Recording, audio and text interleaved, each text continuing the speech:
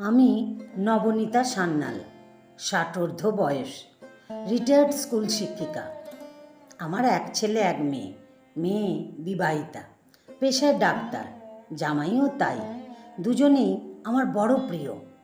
ছেলে ইঞ্জিনিয়ার, চেন্নাইতে কর্মরত, আমার বড় আদরের। ছেলের বউ সুদীপ্তা, গৃহবধূ, কোনো চাকরি করে না। ছেলে পছন্দ করে মহা সমারোহে তাকে বউ করে আনলেও আমার পছন্দ ছিল না কোনো দিনই। তাই খুব একটা ভালো ব্যবহার করে উঠতে পারি না। মেয়েটা এখানেই থাকে, স্বামীর সাথে চেন্নাই যায়নি।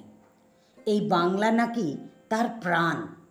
আর আমার বাবুও চায়নি সে আমার দেখাশোনা না করে চেন্নাই গিয়ে পড়ে থাকুক।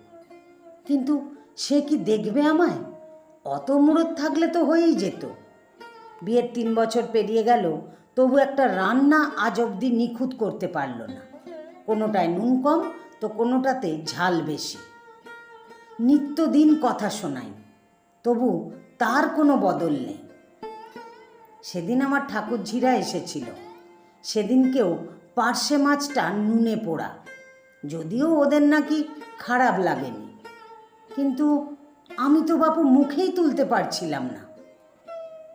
বাধ্য হয়ে সকলের সামনে বলেই ফেললাম, বিয়ের তো কম দিন হলো না, এখনো এত ভুল হয় কি করে? মনটা থাকে কোথায় তোমার? নাকি পরের টাকায় কেনা জিনিসপত্র বলে কোনো মায়া নেই? অবশ্য টাকার মায়া আর তুমি কি বুঝবে? জীবনে তো কোনো দিন 1 পয়সা রোজগার করনি। এসব শুনে মুখটা কালো হয়ে গেছিল, খেয়াল করেছিলাম। অবশ্য আমার তাতে কিছু যায় আসে না। সত্যি কথা বলতে আবার সমস্যা কিসের? আগের মাসে মেয়ের জন্মদিন ছিল। ওরা দুজন এসেছিল। রান্না হয়েছিল ওর প্রিয় ডিম ভরা ইলিশ আর পাঁঠার মাংস। দুটোই আমার মেয়ের খুব প্রিয়। আবার সুদীপ্তারও ও দুটো পছন্দের খুব। আমার মনে আশঙ্কা ছিল যে সে বড় পিসগুলো নিজেই খেয়ে নিতে পারে আমার মেয়েকে না দিয়ে। তাই খাবার টেবিলে পরিবেশনের সময় মেয়ে জামাইয়ের সামনেই বলেছিলাম, দেখো বড় পিসগুলো আবার যেন নিজে খেয়ে রেখো না, যেন আমার মেয়ে জামাইকেই দিও। আমি কেন খেয়ে রাখবো মা? ম্রিয়মাণ গলায় বলেছিল সে। না বাবা, বলা তো যায় না, তোমার বাপের বাড়ির অবস্থা ভালো নয়। এমন খাওয়া দাওয়া দেখে লোভ লাগতেই পারে। এসব দেখে শুনে তো আর মানুষও উনি। সেদিনও দেখেছিলাম তার চোখে জল, কিন্তু আমার তাতে কোনো পরোয়া নেই। ভুল তো কিছু বলিনি। গত সপ্তাহে এসেছিল আমার স্কুলের পুরনো কলিগ বন্ধুরা। শুভ্রার বউ 3 মাসের অন্তঃসত্ত্বা। খুব খুশি ছিল। আমায় বলল, কিরে ঠাকুমা কবে হচ্ছিস তুই? ওর প্রশ্নটাই আমার বুকের ভেতর যেন হু হু করে উঠল কষ্টে। ঠিক তখনই ঘরে চা নিয়ে ঢুকলো সুদীপ্তা, মুহূর্তেই কষ্ট পর্যবসিত রাগে। আমি বলে উঠলাম, ওসব কপালে আমার নেই রে শুভ্রা।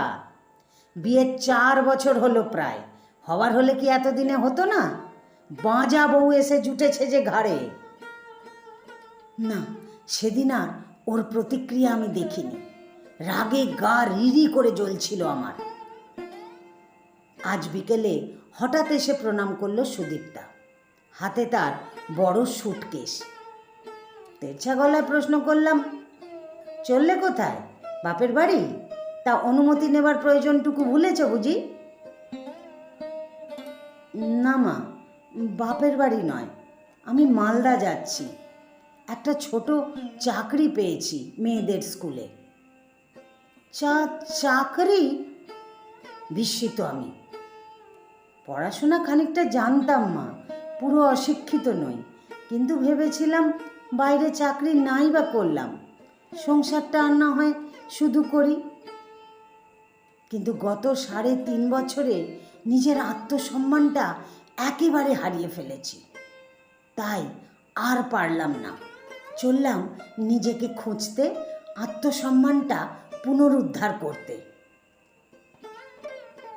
তার মানে এই এত বড় বাড়িতে আমি একা থাকবো এবার থেকে? চিৎকার করে উঠলাম। আপনাকে একাকিত্ব থেকে বাঁচাতেই চেয়েছিলাম বলে আমার স্বামীর সাথে চেন্নাই যাইনি, এখানে থেকে গিয়েছিলাম। কিন্তু নিজের আত্মসম্মান নিয়ে আর যে আপোষ করতে পারছি না। কথাটা বলেই গটগট করে এগিয়ে গেল সুদীপ্তা। আমার উত্তরের অপেক্ষাও করল না। ভুল হয়ে গেছে, বড্ড ভুল হয়ে গেছে মা, সব কিছুতেই ক্ষমা করে দে মা এবারের মতো, চিৎকার করে উঠলাম আমি। কিন্তু কোনো লাভ হলো না। সুদীপ্তা বাড়ি ছেড়ে এগিয়ে গেছে অনেক দূর। আসলে আমি দেরি করে ফেলেছি, যে বড্ড বেশি দেরি করে ফেলেছি।